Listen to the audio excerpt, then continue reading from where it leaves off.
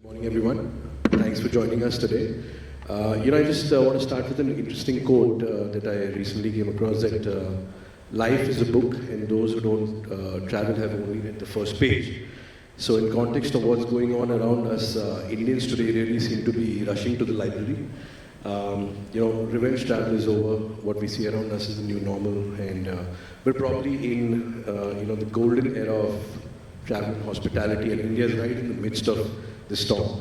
If you think about the catalysts, on one hand you have this huge infra development and massive investment in building connectivity. Just talking a little about that earlier. That's really complementing this opportunity. We have 140 airports going to 220 or more by 25. India will have maybe 1,000 new aircrafts by 2030. And you think about the massive growth that's happening in rail and road network, that's really enhancing connectivity and increasing the short-haul travel also. I recently heard that hotel accommodation has gone back to almost 70% average occupancy around the year. So, these are all really great signs. Supply will really have to catch up to the demand, and that's a good problem to have, right? On the other hand, when you think about demand, there is this ever-growing consumer interest, and digital enablement and access is really fueling this growth.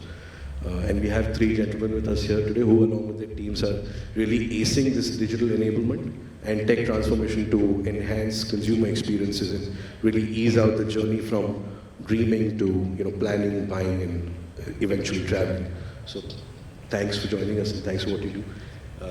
Ganesh, Santosh, Dinesh, thanks for being here. There's a lot going on in the space. Let's talk about a few key trends. Number one, of course, is the growing premiumization of travel preferences from metros, and that's well complemented by growing travel aspiration from tier 2 India. Then, of course, there is this whole digital-first influence on the evolving formats of discovery. And finally, the role of technology in really reducing the friction and easing out the whole decision process. So, diving straight into the first one, like I said, we're witnessing a tale of two cities, and they're both great stories, right? On one hand, you have this huge growing preference for premiumized travel, international travelers on the growth, luxury stays around the growth, etc. And then tier 2 is also traveling, not just domestically, also internationally. There's a breakout growth in Boomtown, even in terms of spiritual travel. So just a question first for all three of you, because you have different formats of platforms. But how are you looking at these two cohorts differently, and what are you doing to really enhance their journeys? Ganesh, maybe you want to start. Sure. I think I completely agree in terms of the premiumization of travel. At least the way even countries are reacting, the number of countries that are giving visa-free travel to Indians have been continuously increasing. And the number of people flying out of India to especially 10, 12 countries around India within about 7 hours, 8 hours from India has been tremendously growing in the last 1-2 years. I mean, we have seen a consistent growth in our international flights business. It's been one of the fastest growing more and more aircraft are actually being flown from Middle East, Emirates, everybody participating in this. We are seeing a lot. And from a customer perspective, I think the discretionary spending has increased. And what we are actually doing, I'll probably add that perspective, the customers are okay to take a discretionary spend on travel. They're okay to take an EMI to travel and get that experience. So we offering buy now, pay later kind of constructs, or the no-cost EMI, or the EMI, or any other financial instruments that helps the customer really to travel has been a very big uptake actually. So we have seen a tremendous amount of adoption. And in fact, one of the report actually also claimed that the number of people who are taking loans, even post-booking, has really increased for travel. So that way the financial affordance to make them have that experience has really also helped. That's something that we actively work on. We work with our bank partners, we work with our airline partners to really make it happen.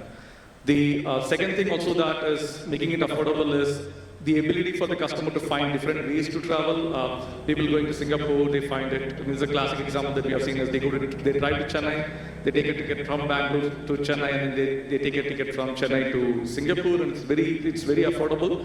And because they want to have the experience, they're okay to go through a little bit of those options, and making the options available for the customer to make that journey is something that we focus a lot on. How do you, or an alternate airport to land? For example, you're going to Dubai, should you land at this airport? What can I do to make you land at a different airport, which could be cheaper? Help you give the information how do you travel back to the city. That is also making travel a lot more affordable, which is something that we do a lot actually about. And third is also something that what we are doing is tell them when to book, because the category requires a lot of, it's one of the flights is one of the largest spends in a particular travel.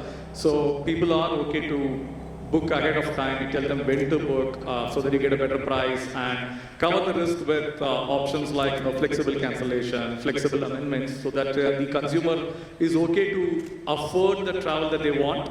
That's something that we are doing. And probably the last thing is also the one that we recently are doing a lot is telling them about new locations. For example, Indigo flying to Baku now is something that we are actually telling the customer, this is a place that you can actually go to. Or Sri Lanka for now is a place that we say, for the same price that you go to, the risk of saying it probably to Goa, so you can actually now go to Sri Lanka and actually experience it. This is something that we are actually telling our customers, and the customers are finding a lot of resonance with it and actually going. This is what we are actually doing as a platform to help the customer take those, the premiumization that we actually spoke about.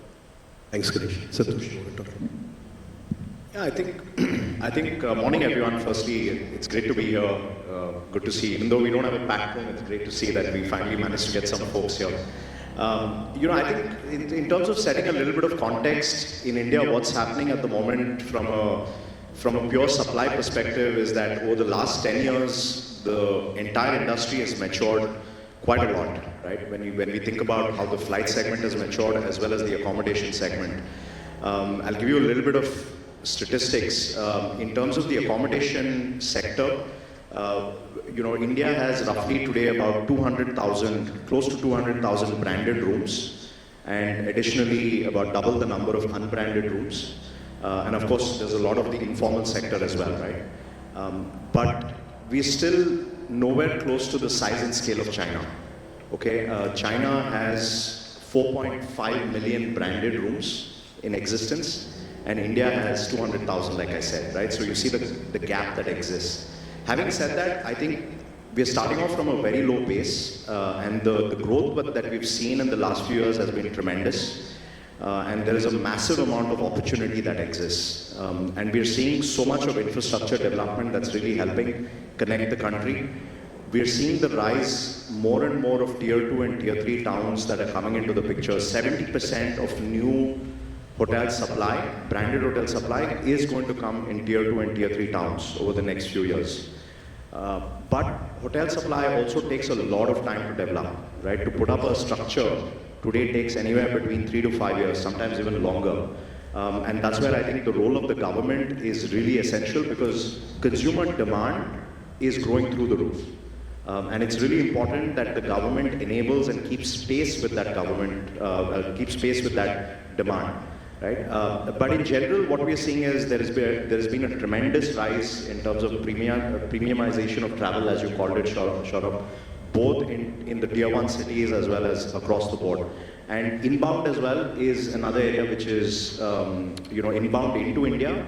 We expect that the numbers overall will probably go back to pre-pandemic levels this year. Last year, I think if you looked at the Ministry of Tourism numbers, it was about 60 to 70%.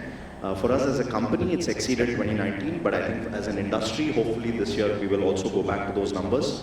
Because while it's great for Indians to go abroad, we really want people to come here and experience our country, right? So they can spend more here. And that's something that I think we all need to be striving for more. Santosh, very interesting point that you made amongst the many was about just 200,000 rooms here versus 4 million in China. But also another interesting anecdote we heard recently was that just the state of New York has more rooms than all of India, right? So that's where the supply deficit is right now, and we've got to get from that. Thank you. Dinesh? Good to see everyone. I can talk about trains every time. This like how the premiumization is affecting, right? If we look back, right, like last 4 years, the way things happened with Geo and UPI, right? So we have seen a pattern where people are transacting for the first time with UPI being the primary phase here. So the share of UPI in terms of payments as well as things, it almost went up all the way up to 75-80%. And at the same time, people transacting online increased. Post-COVID, we are seeing a pattern where UPI is slightly going down in the last 1 to 2 years, and we see shifting to credit cards, other payment modes increasing. So this gradual shift is because people are getting those credit cards, they're becoming more premium. At the same time, we also see a shift in non-AC versus AC share.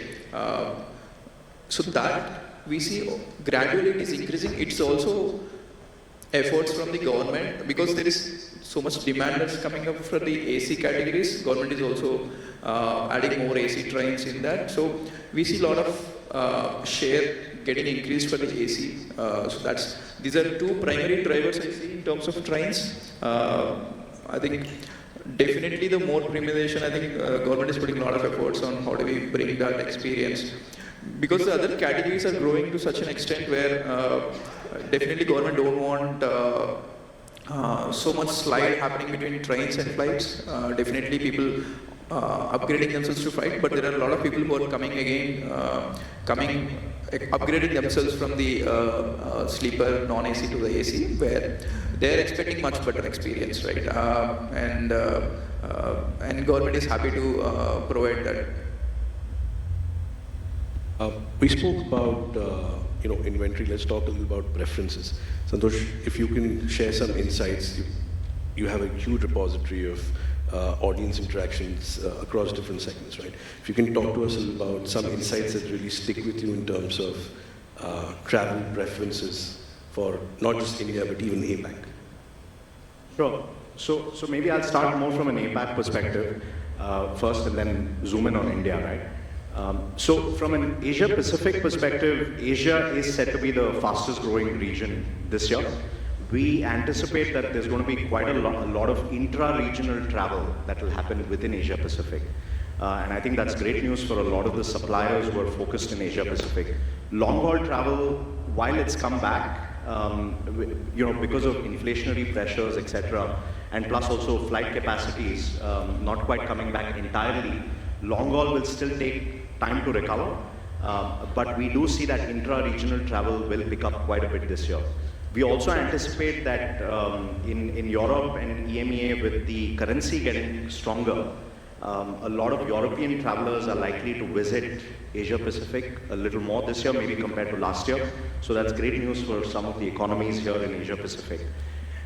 In terms of some of the consumer preferences, Asia Pacific, very interesting, given the diversity in terms of culture and consumer preferences, right? When we think about Australia and New Zealand, Oceania as we call it, they've had a lot of, let's say, cost pressures in the last few months, and they've started to think a little more carefully before they travel. They haven't necessarily reduced the intensity of their trips, but their cost is becoming a bigger factor when Australians and, the Australians and Kiwis when they travel today. And also there has been a rise in terms of the home or the alternate accommodation segment in Australia in general. Another interesting one is the rise of events and experiential tourism. What we've seen in Australia recently with the Australian Open, we've seen the Taylor Swift concerts sold out in record time. We're seeing also the Australian Grand Prix in Melbourne, which is happening next month. Again, sold out in record time, and that's all leading to a massive boost in those local economies. And they're traveling more and more from a domestic perspective. Another interesting one that we saw for Australia was, typically Bali is a very big destination for Australians, but recently we've seen the rise of Japan come up as a very hot destination for Australians because they've actually gone there for a lot of skiing trips. So some of those things, source market behaviors are constantly changing, and it's important to kind of stay ahead of some of these trends. Some of the other markets I can touch upon, Japan is traveling much more from a domestic perspective rather than outside. Their government has done a lot in terms of incentivizing more domestic travel. They have a national travel discount program, I think they call it, where the providers are subsidizing it. The government is subsidizing it, so it's leading to a rise in domestic tourism. Something that I think the Indian government can actually pick up, some best practices from. Also, some of the other markets, Vietnam, for instance, plays a very high premium on sustainable travel, eco-tourism. Vietnamese travelers are very careful when they travel in general. Travelers from Thailand, we are seeing, they are prepared to pay the premium when they check in at hotels. If accommodation, there's a great opportunity for them to upsell and cross-sell amenities and services at the hotels. So I think those are some of the interesting ones from other markets. Deep diving into India, we produced a report a few months back called How India Travels, where we spoke quite a lot about the consumer preferences. Some of the interesting ones from that is, the booking window for Indians, Indian travelers in general. The booking window is significantly shorter than other travelers. The blended average for Indian travelers, both domestic and international trips, is roughly about 29 days. Domestic travel, window is a lot shorter than that. The international window actually is about 2.5 times more than the domestic window, understandably, since you have visas and higher cost of flights. But when you compare that with Japan, for instance, Japanese travelers book roughly 60 days in advance. Germany books 97 days in advance. Right? And that is a trend actually globally. We are seeing people are booking more and more in advance because they want to take advantage of lower prices. And in fact, we are seeing that in Q4 later this year, October to December, already the advance demand window is 40% higher year over year compared to last year. So people have booked way in advance, anticipating an increase in prices. But India, land of contradiction, right? So like many things, Indians continue, I don't know how this is the case, it really amazes me, Indians continue to book last minute, despite rising prices. That behavior in terms of the booking window hasn't changed. Another interesting one is, Indians' love for food. Food and beverage is becoming an increasing part of itinerary planning when Indians travel. About roughly 80% of Indians we surveyed said they absolutely want to have a restaurant and room service when they travel. If any of you have traveled in Europe, you'll realize the type of accommodation that you get there versus the ones you get here, right? In India, the same star level, 4 and 5 stars. In India, it's almost par for the course that you expect room service and an in-house restaurant. And Indians really value that. They're putting in more in terms of their dietary preferences and restrictions when they travel. Another one is, what we're seeing is, what Ganesh alluded to earlier, is the rise of Indians traveling overseas, internationally. I think we all can see this, right? Like when I look at my own example, my parents went out of India for the first time in their mid-30s. I traveled outside of India for the first time in my teens. And my son traveled for the first time when he was 6 months old, right? So, and it's become so easy now to travel overseas with the increasing connectivity, with the ease of visas, and also I think the costs in general, right? We see it's so much more cheaper to sometimes travel short haul compared to traveling within the country. So we're seeing a significant increase in short and medium haul connectivity coming out of India. So I think those are some of the interesting ones that I would mention, Shaurab. Thanks. So just a quick follow-up. While you spoke of preferences, there is also this role of digital-first influence that we spoke of, right? And one such digital-first influence is reviews and recommendations from fellow travelers. Can you talk a little about how this kind of influences the consumer decision-making? I think reviews in general are probably, you can say that the highest factor today in terms of enabling that online conversion, right? Enabling that purchase. And roughly more than, I think, 95% of travelers today or consumers go through at least 5 to 7 reviews before they actually make a purchase online, right? So therefore, importance of reviews is increasing day by day. And also given the breadth of choice that's available, right? And especially what we see is our review system actually works a little differently compared to some of the others out there because it's a closed door review system, right? It's only coming from other trusted travelers, people who have actually completed the trip, right? And it's not an open review system where somebody can come in and game the system in some way, right?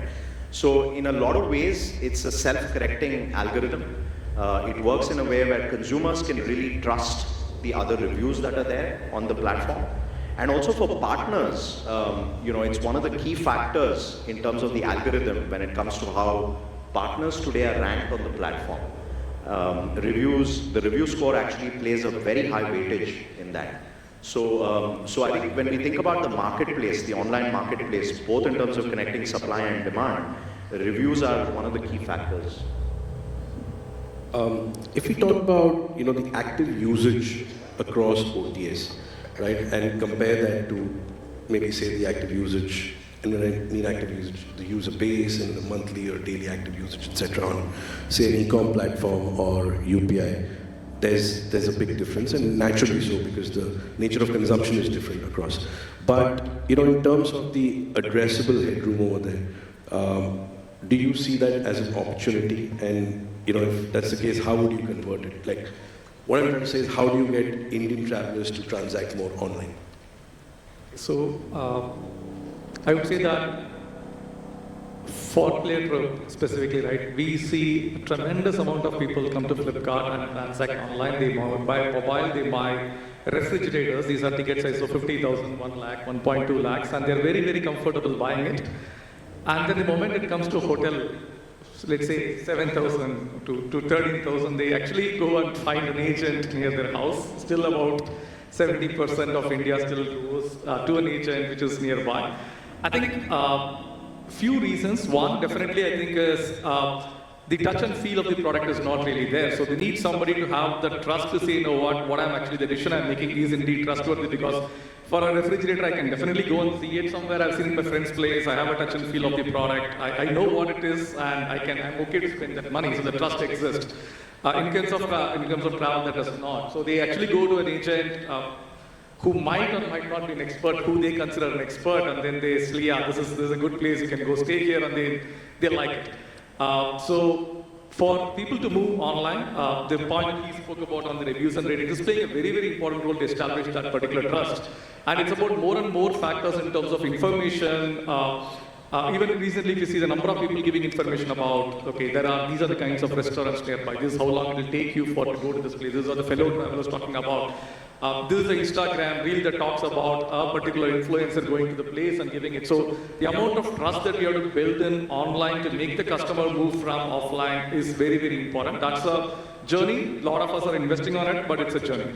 The second thing is also about answering their specific questions. I think we'll talk about Gen A in some time, but specific question. They have a specific question for which they might.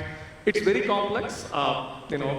Google gives all the information, but there's a lot of information. It's very, very difficult. They want somebody to just synthesize all this and just save that one line. So the agent is able to do that today. The offline person assisting is able to do today. So as we build capabilities from a product perspective to answer those specific questions, we do believe that the users will start. An interesting thing, I don't know what others are saying, but at least one of the reports recently that we saw was about 15-17% of the hotel bookings in India are done by people below 21. The traveler might be 40, the traveler might be 45, the traveler might be 50. The person who is actually doing the booking is actually literally in their late teens. It's not even in 20s, it's literally late teens. Primarily because the influencer edition looking at what they see on digital, what they see on Instagram, and they are making the influence on the edition with their parents where they want to really go. So we do hope that, or we do believe that there will be a strong change in more and more people coming online. Obviously, the affordability that we spoke about is really helping us coming to online. It's a trend, but yes, I think as we establish all this trust, we do see that in the next few years, a lot more will start coming on. It's interesting you say that, even on our platforms, if I have to just draw a parity, travel today is the third largest genre across short and long form video in the stages of discovery and influence. So yeah, it's kind of getting there. Santosh, anyways. I think when I look at this, there are three elements: trust, personalization, and loyalty. I think the trust point was spoken about quite a bit. The only thing I would mention there is that's a journey. When we think about the evolution the maturity of online marketplaces, again over the last 10, 15 years, when we think about travel as a category, it's a very deeply personal experience, right? Travel. And, unlike shopping for a refrigerator, let's say you book a hotel room and you show up and the hotel bumps you off saying, I don't have your booking or whatever happened, right? I'm oversold. That really scars the consumer. You can still deal with a refrigerator that came in and it was damaged, you can send it back, you can get a new one, right? But if you have something like that from a travel perspective, it's a deeply scarring experience, and that impacts everything else that you're doing on that platform going forward. So therefore, it's an evolving journey, right? I think a lot of operators, travel suppliers are also learning in terms of how to manage their businesses and the online storefront. And I imagine over the next few years that trust will continue to build. The personalization piece is a really interesting one, because I think we're dealing with an era of now where we need to hyper-personalize. When we think about travel inspiration, I think we're all reaching that point today. I mean, we're spending about 4 hours on our phones every day, right? That's the average. And you're constantly soaking in travel inspiration. If you're not traveling somewhere, you're thinking about, even if you've just completed a travel, then you're still thinking about where do I go next, right? You're scrolling through Instagram or whatever, and then you're subconsciously soaking in travel inspiration. And so therefore it becomes very important for online brands to then think about how are you continuing that engagement with the consumer at every touch point. And with the personalization piece as well, it's very important that when we look at the search through the fulfillment process, that journey, how are you making it easier for the consumer to transact online in as minimum clicks as possible, and also making it clear that you have a very transparent and very user-friendly mechanism to do that, right? For instance, one of the principles that we follow is absolutely no hidden fees. What you see is what you get. What you see on the search listing is exactly the price that you will pay at the end, right? There's nothing magically being added suddenly when you go forward. And that's very important, right, from an Indian consumer standpoint. The other thing is the flexibility and the convenience that we offer. That's another one that we think Indian consumers really value a lot in their shopping decisions. And then finally, the last one is the loyalty piece. So the loyalty piece, the way we have sort of approached it is through a product called Genius, which is our loyalty product that we offer to consumers. And it works a little differently, right? When you compare it with, for instance, some of the airline frequent flyer programs where you have to fly 20, 30, 40 times before you can actually redeem your miles. Here, it is opposite. You can practically get a benefit every single time that you travel. So you're seeing, for instance, maybe a 5 to 15% discount. You're seeing room upgrades, you're seeing free breakfast or other amenities being added on, etc. So, in this era of instant gratification, that actually works very well for the consumer. Dinesh, a question on, rail travelers. It's a fairly unique cohort, right? On one hand, you have people who will book well in advance because of paucity of tickets. On the other hand, there's a very high percentage of last-minute bookers in India. How are you trying to capture these two segments in a very unique or different manner? So, see, trains is something where people, let's say ticketing window, which opens 4 months in advance, right? And there are few routes where it gets full in the first 1 week itself. Four months before the journey itself, it gets filled. And there are a few routes where even till the last 2-3 days, it just goes empty, right? But over a period of time, what we are seeing a shift where, just like hotels or anything, people are booking at the last minute. Like people booking in the last 7 days itself is contributing more than 40% now. And that's a major shift actually. And somebody is booking train tickets only in the last 7 days is a major shift, right? Where people are not planning much in advance. And I remember going to the station like 4 months in advance, booking a ticket, physical ticket and all, right? But with lot of things now coming into picture, right? I think government now allowed in such a way that previously they used to just stop the booking 4 hours before the train starts. Now, ticketing is allowed till 30 minutes before the departure. So people can actually, there is one more additional charter operation gets happened 30 minutes before the departure also, where people can book any leftover seats in the last 1 hour also. And this is an interesting perspective. And in terms of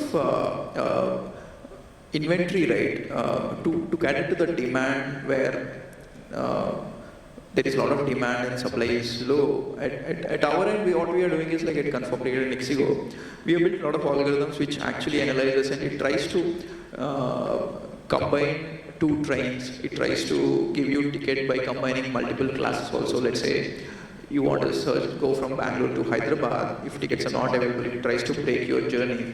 Half the journey you can actually travel in a 3rd AC compartment, and the remaining half you can actually switch to a 2nd AC in the same train. But you get a full journey ticket to travel, right?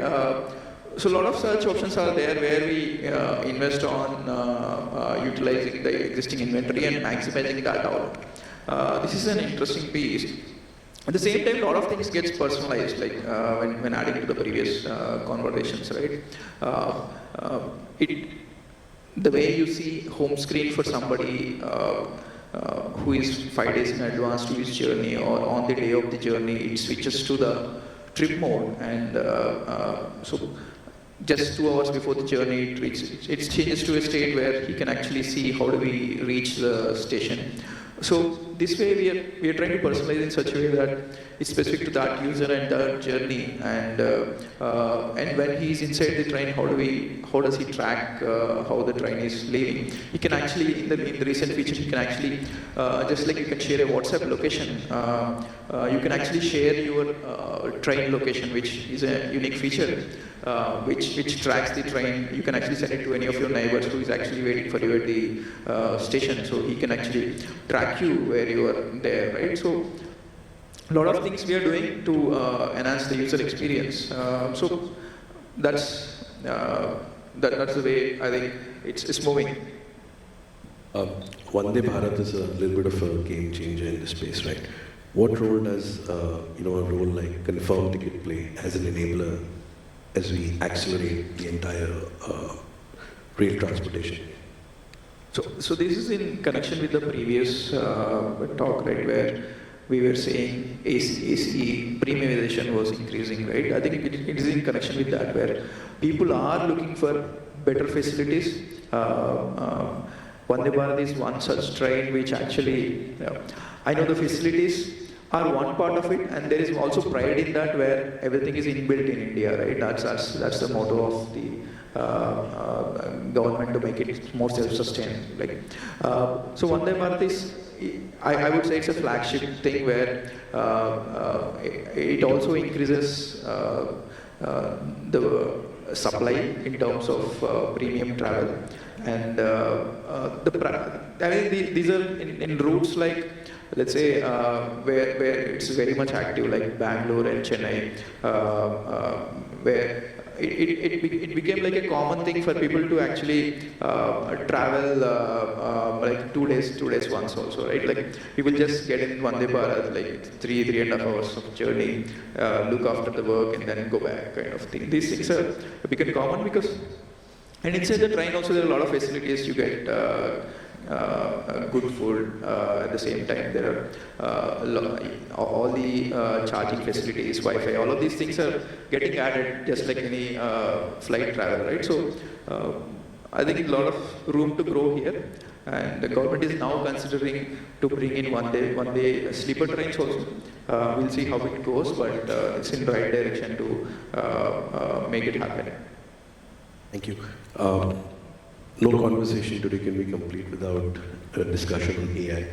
So just maybe one question on that one also for everybody. And Gen AI is like positively disrupting multiple industries. Specific to this category, Vertex and various other models have built capabilities that are driving solutions across, say, powering up reviews or generating content or really improving customer service. So Ganesh, a question for you, how are you using AI to really enhance the consumer experience? So we'll talk about two phases probably. One is actually on the planning phase of the travel. So while the dreaming phase happens really on the Insta, YouTube, wherever people are there, then there comes a planning phase. And I personally believe that GenAI will be a game changer of one of the reasons also to move from offline to online. We are investing heavily as of now. We will be coming up with a product in the next few weeks to launch us in the closed beta to start helping people on planning. The way it's playing a major role is it is allowing people to customize their itinerary with information that the way they want it. A person making a plan from, let's say, Melbourne, Sydney, typically if they go to an offline agent, they may give you the best spots, but somebody who is a very discerning traveler might want to do a vineyard trip, which is possibly they might not even know that it exists, or it might not be even known. But now with the GenAI, the options that we're able to give to the customer saying, hey, this exists, do you want to do that? And the customer says yes, the next subsequent response that we give is also now, again, going back to what is it, is personalized. Now that you want to do the vineyard, you want to take the hot air balloon, that comes right there. And making this kind of a dynamic itinerary was very, very complex without GenAI. Now it is actually becoming fairly reasonably easy. I would say it's not trivial, but reasonably easy now to make this kind of itineraries that is completely customized that we're able to offer to our customers. The biggest challenge that comes along with it is that you need to know how to ask the question. The answers are very, very good, provided the question is actually very good. What we play as a role from the product or from our company is to help the customer tell how to ask the question. It's not about how, yes, you'll get a very good answer if you know how to ask a very good question. The problem is how do you know to ask a very good question? That's where we come in and play a role in terms of, okay, these are what your fellow travelers have asked. These are what the fellow travelers have seen. This is what we have seen here. Do you want to go in this direction? Because there's a rabbit hole after that. So that's where we come in. But we definitely see a lot of things on the planning phase. One example actually on the next phase is on the booking phase. I would say it's a little more on the hotel side is people are looking for, in Goa, beach-facing resort that are pet-friendly.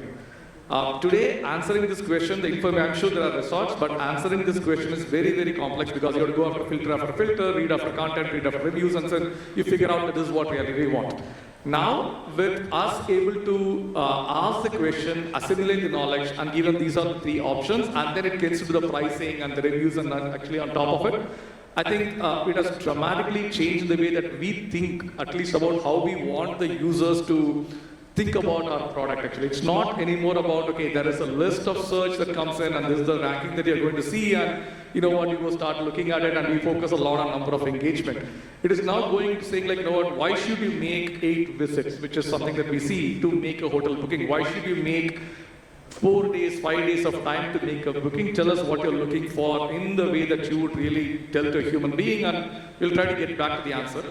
And one last point that is also allowing us to also, which is something that we're exploring, is changing the interface from the machine to the human also is going to become a lot more seamless. In the sense that, okay, I have a question, I ask the machine, the GenAI gave me a response back, and I don't like it, I want a little more. Now, seamlessly moving into a chat interface has become a lot more easier. We're actually working on that direction. How do you seamlessly move towards a human being who can answer the question back? And then you can move back to the GenAI immediately if that once that is there, continue the conversation back with the language model. That's also something that we are actually seeing very, very actively. So we are investing a lot, both on the planning and on the booking side. But I personally think that in the next 3 years, maybe a step jump could come from GenAI moving folks from offline to online.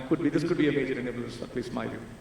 Just taking inspiration from the vineyard example that you gave and moving people from offline to online. If, say, for example, these, let's call it not just the offline players, but say emerging independent, travel operators or travel providers with limited IT budgets, what would be your guidance or recommendation to them on how they can really adapt or adopt AI to solve for their own growth strategies? Sure. See, when we look at partners, I think this is true with everybody actually, is that in the travel industry, everybody competes and everybody collaborates. That's the way the industry is, actually speaking. So we actually have agents who are working with us. So while we say that we want to move from offline to online, we actually have a very strong agent presence. There are about thousands of agents who actually help us do the booking. And anything that we would do, let's say on the Gen AI, we also seriously think about how do we make the agents also take this along. Because it's never going to be that 100% is going to move online, the agents are not going to do it. It's going to be about how do you take people along in all dimensions. So I'm sure we ourselves, I would say, would be like how people give content to the agents today, right? The pricing and the hotel content. We will be giving ourselves actually even the Gen AI capabilities to the agents also to make them those itineraries. I don't think it will be like a zero-sum game where it will be only online and the IT partners with limited budget would not be able to participate. We will be exposing APIs, I'm sure Google, people like Google or Microsoft are very, very actively working on it, or exposing their own APIs to make it really works. There will definitely be more collaboration in terms of somebody bringing the content, somebody giving the pricing, somebody bringing the Gen AI, and have layers that will aggregate on all top of this to make the agents market really, really work. So I believe that the accessibility to this technology is only going to get better. It's not going to be that the big players are the only one who is going to have the thing. I think the technology is going to make it a lot more easier for people with any kind of budget to actually work with it. And we ourselves will be very actively even promoting that than even saying that, it's only going to be exclusive. Santosh, there's a lot of work that Booking is also doing in the Gen AI space. You want to talk about it? Yeah, I mean, look, I think generative AI is the sexy new trend because it's now consumer facing, right? But having said that, we've actually been using AI for well over a decade in our internal operations. So it's not new to us as a technology. And it's actually, I'll maybe give you a couple of examples in terms of how we use it currently. We have roughly 29 million listings on our platform globally, right? And you can imagine the amount of content that goes into those 29 million listings. And we're offering it across 45 languages, both on the website and the app. And so, AI has been used in the language modeling space now for close to a decade. We've used it in terms of controlling, for instance, fraud on the platform. We've used it in multiple use cases. We've used it also, recently I was talking to our content teams, and we're using it very heavily when it comes to SEO editing, for instance. And that's really helping our content creators, our writers, be much more impactful and productive in terms of what they're doing today. And previously they would spend so much time sort of just writing out a draft, right? And now, because of the nature of generative AI, it's a matter of minutes before you can produce something which is a great first draft. You still have to work on it and sharpen it, but it provides a great starting point. So that's how it's already been used. But talking about generative AI specifically, we have something called as the AI Travel Planner, which now we have launched in the US and UK. And very similar, in terms of what Ganesh was just describing, this is something that we've integrated straight into the website and the app. So it's actually, from a consumer experience standpoint, it's very easy for a consumer to flip between the traditional app interface and the AI interface. We've utilized ChatGPT as a starting point, and on top of that, we've added on our own data and our own, machine learning into it.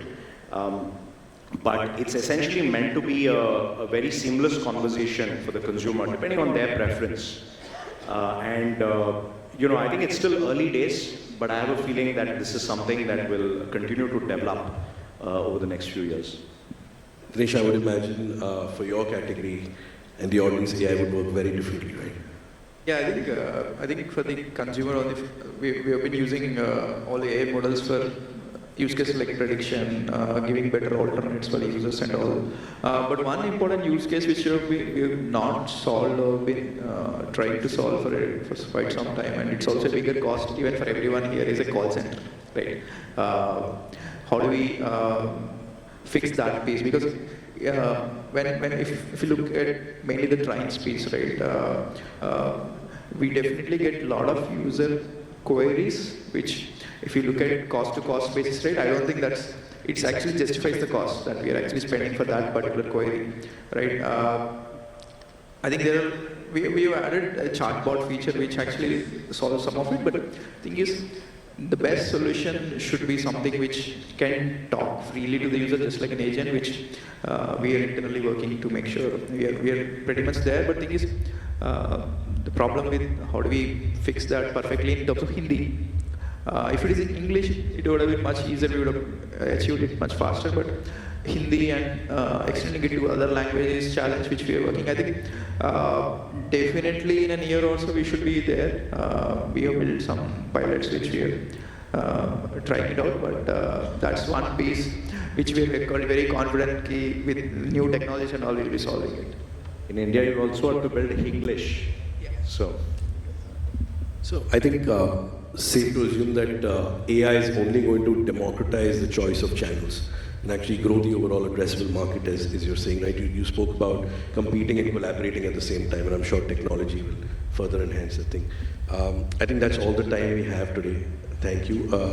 Three things probably that I take back with me. Of course, the role of technology in growing the overall, addressable market. The importance of trust factor and something that digital first enablement will have to ace over time. It's going to be a little bit of a journey, but surely the influence that it's making on overall journey of dreaming to deciding in terms of travel is incredible. Thank you so much for joining us today. Thank you, everyone. Have a great day at the India Digital Summit.